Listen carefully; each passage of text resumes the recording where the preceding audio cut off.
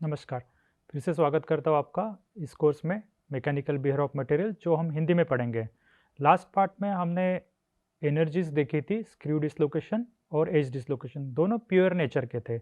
इस पार्ट में हम देखेंगे कि मिक्स्ड डिसलोकेशन जो है उसकी एनर्जी किस तरह से निकालेंगे और उसी से कनेक्टेड कुछ चीज़ें हम देखेंगे जैसे डिसलोकेशन डिसोसिएशन और डिसलोकेशन लाइन टेंशन, इसके बारे में भी आज हम पढ़ेंगे। तो पहले देखते हैं कि energy of a mix dislocation क्या है। तो जब हम एनर्जी ऑफ मिक्स डिसलोकेशन निकालेंगे तो हम क्या करते हैं, एक सिंपल सुपरपोजिशन रूल अप्लाई करते हैं।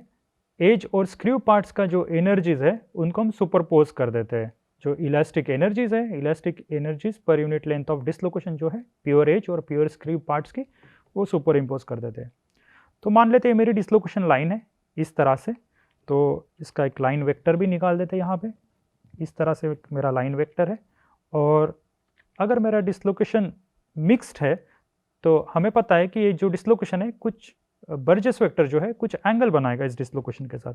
मान लेते हैं कुछ इस तरह से एक एंगल बना रहा है, ये मेरा बर्जेस वेक्टर है, इसको मैं बी से डिनोट कर रहा हूँ यहाँ पे, और एक कुछ एंगल बना रहा है, ये एंगल मैं मार्क कर रहा हूँ यहाँ पे, एक फाई एंगल बना रहा है ये। तो आप देखेंगे कि ये बर्जेस वेक्टर है, कुछ एंगल बना रहा है, एक ये 0 भी नहीं है 90 भी नहीं है, तो ये मिक्स डिसलोकेशन है मेरा। तो हम क्या कर सकते हैं, जब इसकी एनर्जी निकालेंगे तब हम इस डिसलोकेशन को डिकम्पोज कर सकते हैं इस तरह से, यानी एक हॉरिजॉन्टल कंपोनेंट निकाल सकते हैं। और अगर मैं हॉरिजॉन्टल यहाँ पे एक कंपोनेंट यहाँ पे इस तरह से निकालूंगा तो ये एंगल फाई है, तो ये जो कंपोनेंट हो जाएगा ये मेरा बी साइन फाई हो जाएगा। और ये जो कंपोनेंट है ये इस तरह से वर्टिकल कंपोनेंट यहाँ पे दिखा रहा हूँ मैं, अगर ये एंगल फाई है तो ये हो जाएगा बी कॉस फाई। तो आप ये देख पा रहे होंगे अभी, तो ये जो दो कंपोनेंट्स है ये मेरे, क्योंकि मेरा बर्जेस वेक्टर है तो इस वेक्टर के मैं दो कंपोनेंट्स निकाल सकता हूँ कुछ इस तरह से। तो आप देख पाएंगे ये जो दो कंपोनेंट्स है, ये कंपोनेंट है, ये पैरेलल है मेरे टेंजेंट वेक्टर के साथ। अगर ये पैरेलल है तो ये जो कंपोनेंट हो जाएगा, इसको मैं यहाँ पे नाम दे रहा हूँ बी एस, ये मेरा स्क्रू कंपोनेंट हो जाएगा, यानी स्क्रू पार्ट हो जाएगा इस डिसलोकेशन का। और ये जो कंपोनेंट है ये परपेंडिकुलर है इस टेंजेंट वेक्टर के साथ, तो ये जो पार्ट हो जाएगा ये मेरा पार्ट हो जाएगा एज पार्ट, इसको मैं नाम दे रहा हूँ बी ई। तो मैं कुछ अगर ये सुपरपोजिशन प्रिंसिपल इस्तेमाल कर रहा हूँ तो मेरे पास ये दो एज और स्क्रू कंपोनेंट्स है, उसका एनर्जी मैं लिख सकता हूँ कुछ इस तरह से। तो मैं elastic energy per unit length इस तरह से लिख सकता हूँ जी पी ई स्क्वायर। यहाँ पे आप देखेंगे कि ये यहाँ पे मैंने एज कंपोनेंट इस्तेमाल किया ये बर्जेस वेक्टर का, और ये रिलेशन हमें मिला था प्योर एज के लिए। तो यहाँ पे जो कंपोनेंट है सिर्फ यहाँ पे बी की जगह मैंने बी इस्तेमाल किया, और यहाँ पे जो कंपोनेंट है बर्जेस वेक्टर का वो मैंने स्क्रू कंपोनेंट इस्तेमाल किया। ये जो मेरा रिलेशन था ये मेरे प्योर स्क्रू के लिए था, तो मैं इन दोनों को ऐड कर रहा हूँ, इसको हम सुपरपोजिशन प्रिंसिपल कहेंगे। तो मैं दोनों की इलास्टिक एनर्जीज है वो सिर्फ ऐड कर रहा हूँ यहाँ पे, यानी सुपर इम्पोज कर रहा हूँ। तो अगर मैं बी की जगह बी साइन फाई लिखता हूँ या बी एस की जगह बी कॉस फाई लिखता हूँ तो मेरे पास कुछ ऐसे रिलेशन आ जाएगा, और मैं इसको सिंप्लीफाई करता हूँ तो आप देखेंगे कि मेरी पास एक elastic energy per unit length आएगी, जिसको मैं इस बर्जेस वेक्टर के साथ लिख सकता हूँ G B square 1 minus mu cos square phi upon 4 pi 1 minus mu L N of R upon R naught. तो ये जो फाई है ये एंगल बना रहा है मेरे टेंजेंट वेक्टर के साथ, ये जो बर्जेस वेक्टर एंगल बना रहा है टेंजेंट वेक्टर के साथ। तो आप देख पाएंगे अगर ये एंगल 0 है तो ये जो एनर्जी हो जाएगी ये हो जाएगी मेरे स्क्रू डिसलोकेशन के बराबर। अगर ये एंगल 90 है तो ये हो जाएगी एनर्जी, ये जो रिलेशन हो जाएगा ये कंप्लीटली हो जाएगा मेरा एज डिसलोकेशन के बराबर। तो ये हो गई मेरी elastic energy per unit length for mix dislocation, यानी डिसलोकेशन मिक्स डिसलोकेशन के लिए। तो आप यहाँ पे भी देखेंगे जो मिक्स डिसलोकेशन है यहाँ पे भी जो एनर्जी है ये डायरेक्टली प्रोपोर्शनल है बी स्क्वायर से, यानी मैग्नीट्यूड ऑफ बर्जेस वेक्टर का जो स्क्वायर है उसके डायरेक्टली प्रोपोर्शनल है ये जो इलास्टिक एनर्जी, ये हमें याद रखना है यहाँ पे। तो यहाँ पे भी हम देखेंगे कि अगर ये इलास्टिक एनर्जी मैं लिख लेता हूँ यहाँ पे, इलास्टिक एनर्जी है डिसलोकेशन की पर यूनिट लेंथ है, ठीक है। तो ये प्रोपोर्शनल है मेरी बी स्क्वायर से। तो अब देखेंगे कि ये जो एनर्जी अगर मिनिमाइज करनी मेरे डिसलोकेशन की तो बी की वैल्यू कम होनी चाहिए, तो इसलिए लैटिस हमेशा shortest lattice translation vector prefer करेगा इलास्टिक एनर्जी को मिनिमाइज करने के। ये हम इस रिलेशन से समझ सकते हैं। अभी कुछ इंटरेस्टिंग डिसलोकेशंस हम देखते हैं, जैसे कुछ इस तरह से। तो यहाँ पे आप देखेंगे कि मैंने दो एक्स्ट्रा हाफ प्लेन यहाँ पे रखे हुए हैं और ये मेरा एज्ड नेचर यहाँ पे मैंने दिखाया है। तो इसका मैग्नीट्यूड मैं मार्क कर लेता हूँ B1। तो इस तरह से दो एक्स्ट्रा हाफ प्लेन्स हमें मिलते हैं एफसीसी स्ट्रक्चर्स में। आप सीगर्स के मॉडल देखेंगे तो मैं यहाँ पे लिख लेता हूँ, ये एफसीसी स्ट्रक्चर्स में हमें मिलते हैं।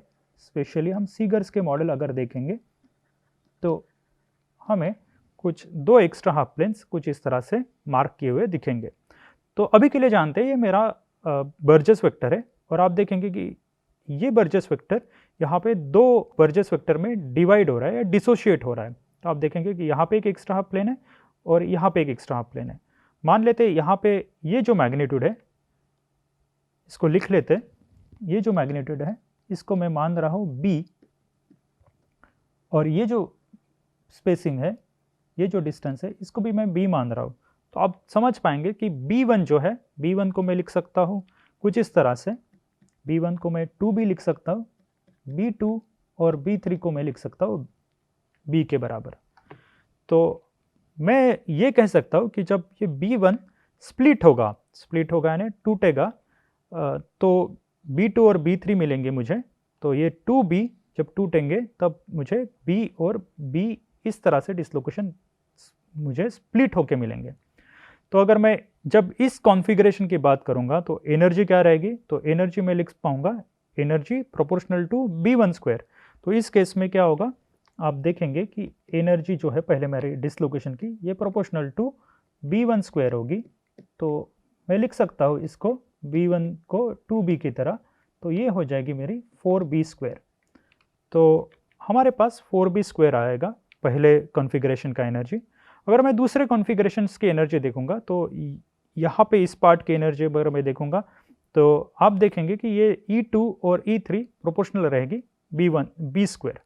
तो मैं इन दोनों को अगर ऐड कर रहा हूँ E2 और E3 यानी B2 के करस्पॉन्डिंग जो एनर्जी है और B3 के करस्पॉन्डिंग जो एनर्जी है, अगर मैं इन दोनों को ऐड करूँगा तो मेरे पास कुछ इस तरह से आएगा B square plus B square, ये E2 है और ये E3 है, और E1 स्क्वायर अगर मैं देखूंगा तो ये 4B स्क्वायर है।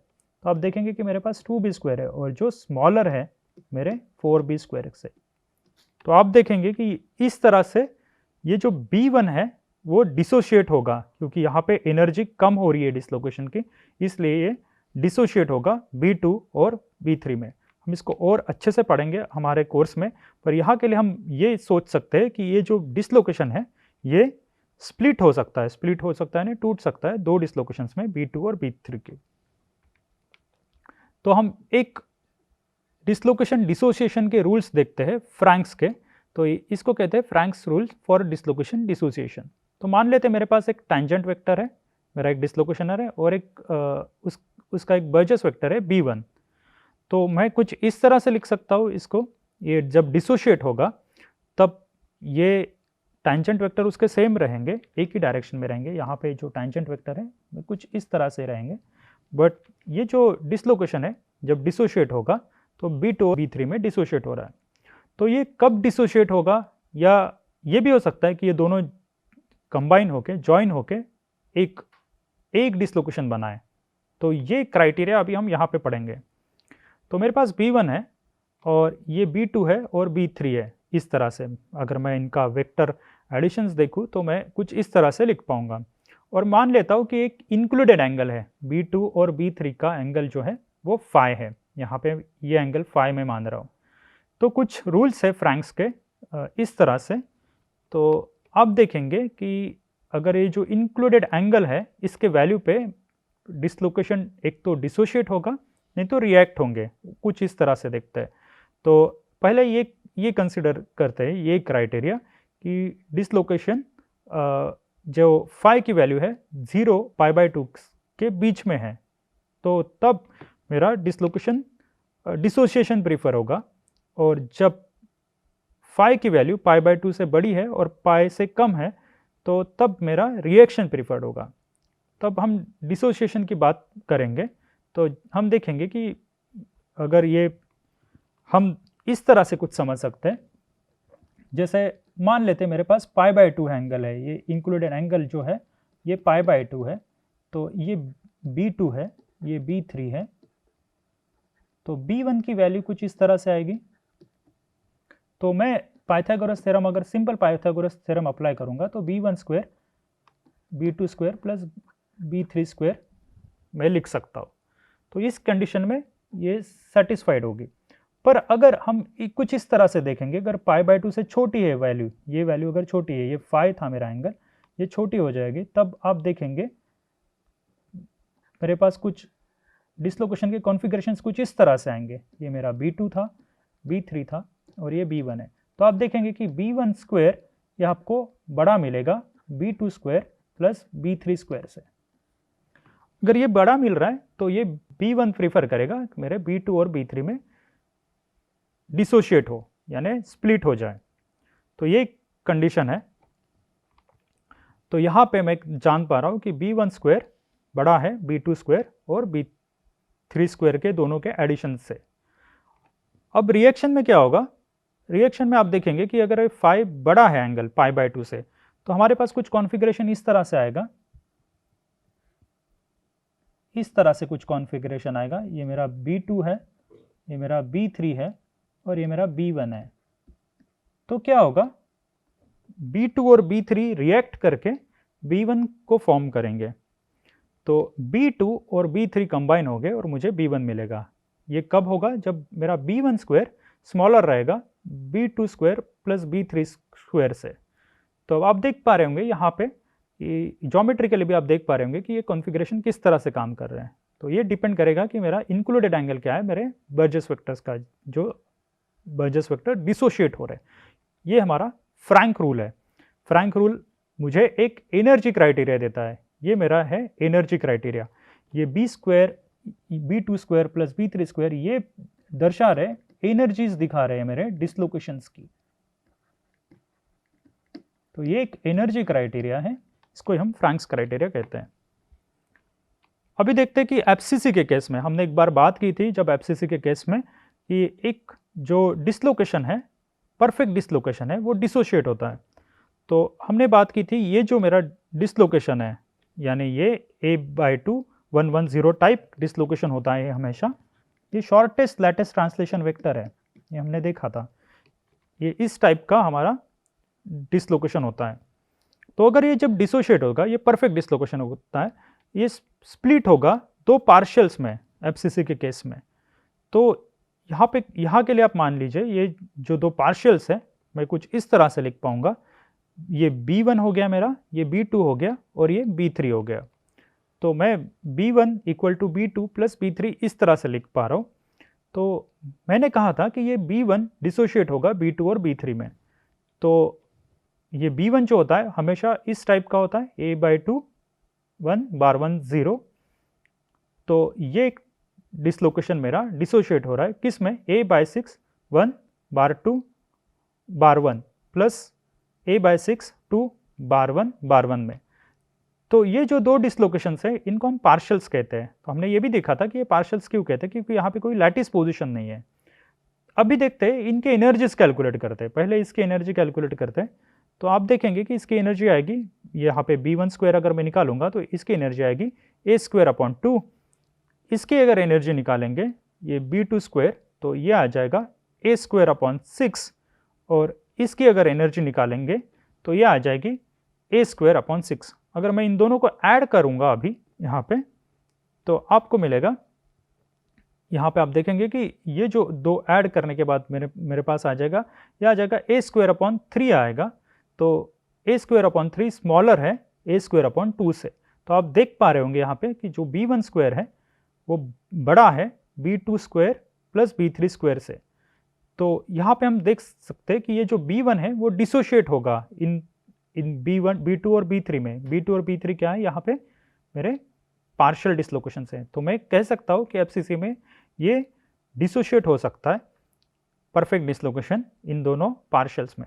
यहाँ पे आप देख पा रहे होंगे कि ये जो डिसोसिएशन हो रहा है वो एक ही प्लेन पे हो रहा है। तो यहाँ पे भी एक बात हमेशा याद रखनी है, ये एक प्लेन पे हो रहा है, ये 1-1 टाइप के प्लेन पे हो रहा है। हम इसको और अच्छे से देखेंगे फ्यूचर में, पर यहाँ पे हमें एक फ्रैंक्स रूल समझने के लिए ये एक एग्जांपल हमने यहाँ पे लिया था। तो यहाँ पे मैं कह सकता हूँ कि dislocation of dissociation is feasible. तो अभी हम आगे बढ़ते हैं। तो ये जो एनर्जी क्राइटेरिया है, इससे हम एक और कंसेप्ट यहाँ पे समझते हैं, वो है line tension of a dislocation line. तो लाइन टेंशन क्या होती है? लाइन टेंशन के लिए आपको इसलिए इस तरह से समझना होगा कि लाइन टेंशन जो होती है वो एनर्जी के इक्विवेलेंट होती है।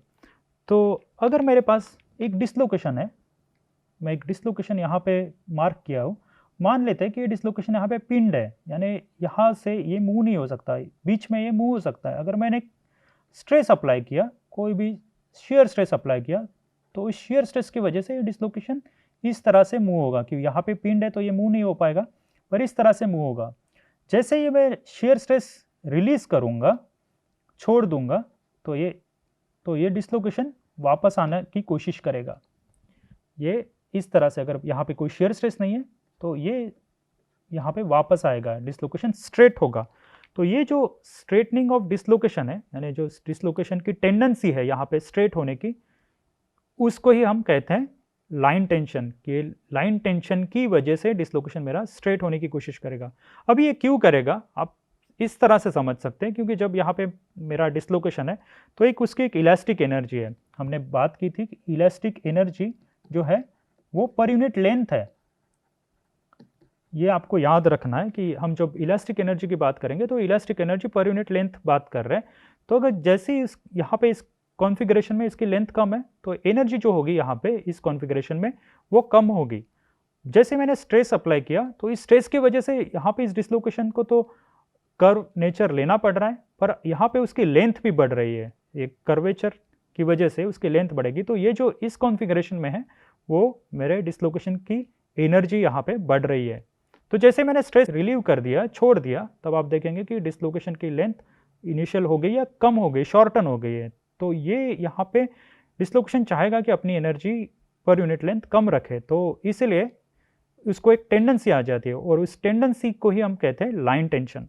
आप इसको इस तरह से भी समझ सकते हैं कि ये सरफेस टेंशन की तरह है। आपने सरफेस टेंशन पढ़ा होगा, हमारे पास सरफेस एनर्जी होती है और एक सरफेस टेंशन होता है। तो ये जो लाइन टेंशन है यहाँ पे, ये एनर्जी के इक्विवेलेंट है। और हमने देखा था कि एनर्जी क्या होती है, ये energy per unit length directly proportional to alpha G B square. ये हमने देखा था, यहाँ पे अल्फा जी बी स्क्वायर के बराबर होती है।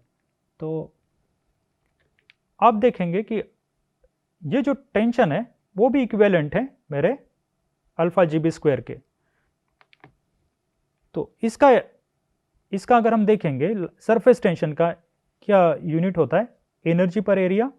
यहाँ पे भी हम देखेंगे कि लाइन टेंशन का हम यूनिट देखेंगे एनर्जी पर लेंथ।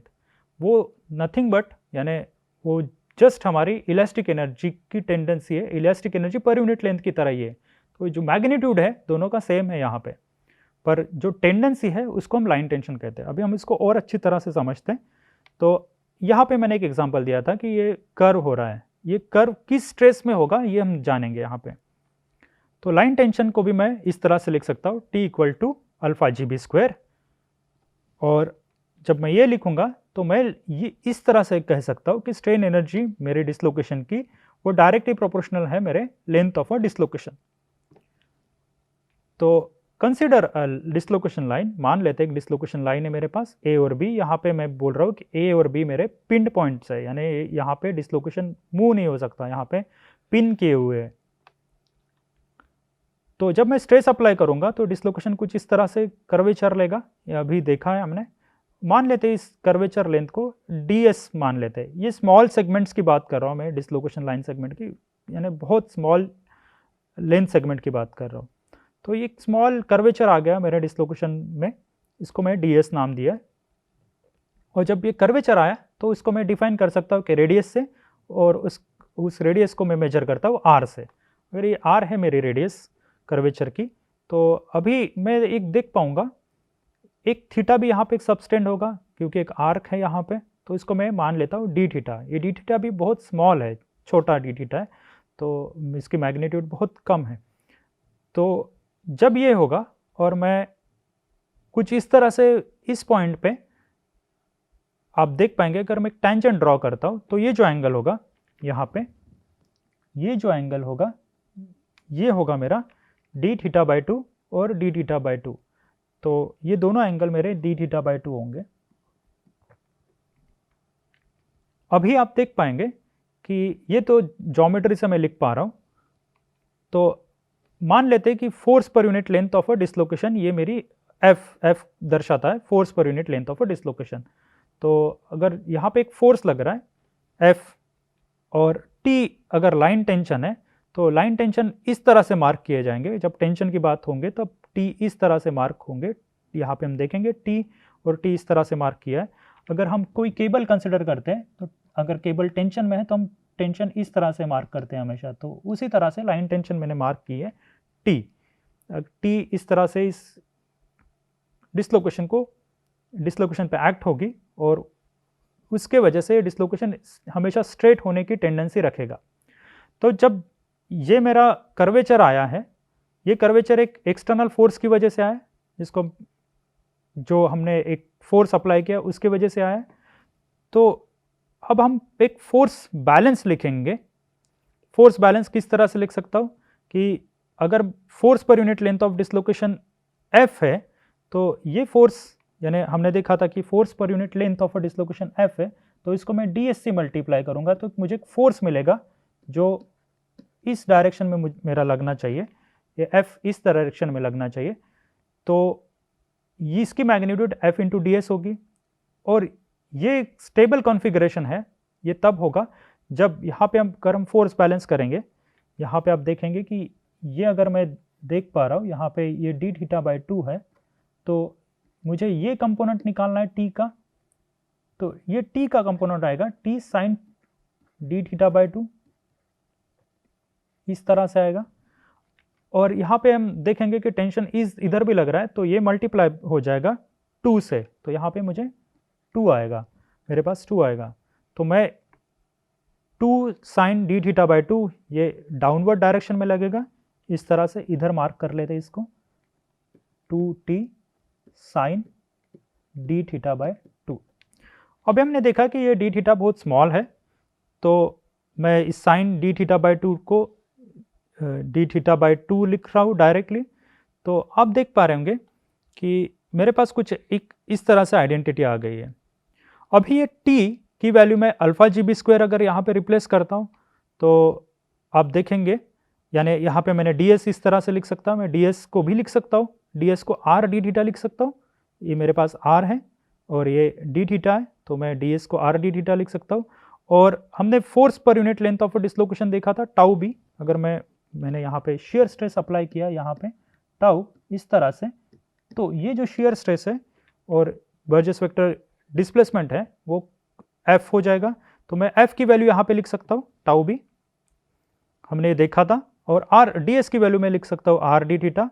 t की वैल्यू यहाँ पे मैं लिख सकता हूँ अल्फा जी बी स्क्वायर, ये 2 और 2 कैंसिल हो जाएगा, तो मेरे पास डी थीटा रहेगा। अभी हम देखेंगे कि ये डी थीटा पॉजिटिव है, तो डी थीटा कैंसिल हो जाएगा और मैं कुछ इस तरह से टाउ की वैल्यू निकाल सकता हूँ। ये टाउ जो है, ये जो है शेयर स्ट्रेस मुझे अप्लाई करना पड़ेगा ये कर्वेचर लाने के लिए। कर्वेचर कौन सा, जिसका रेडियस r होना चाहिए।